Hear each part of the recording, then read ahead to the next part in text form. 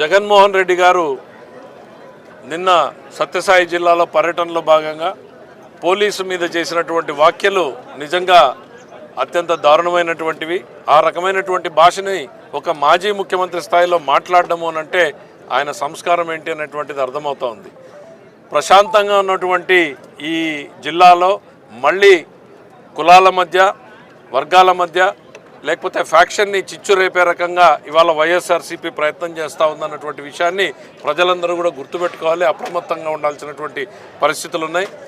ఒక గ్రామంలో జరిగినటువంటి సంఘటనని ఇదేదో రాష్ట్రంలో రెడ్ బుక్ రాజ్యాంగం అంటూ విస్తృతంగా ఒక అపోహలు, భయభ్రాంతుల్ని సృష్టించేటువంటి ప్రయత్నం చేయడం అనేటువంటిది బాధాకరం.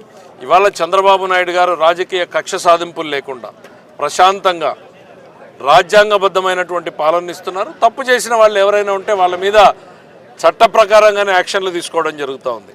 ఈరోజు ఎవరి మీదన్నా కేసులు పెడితే కేసులు విచారించి తప్ప కాదా అని చెప్పడానికి కోర్టులు ఉన్నాయి. తప్పు చేసిన వాళ్ళు జైలుకు పోతున్నారు, తప్పు చేయని వాళ్ళకి బెయిల్ వస్తున్నాయి.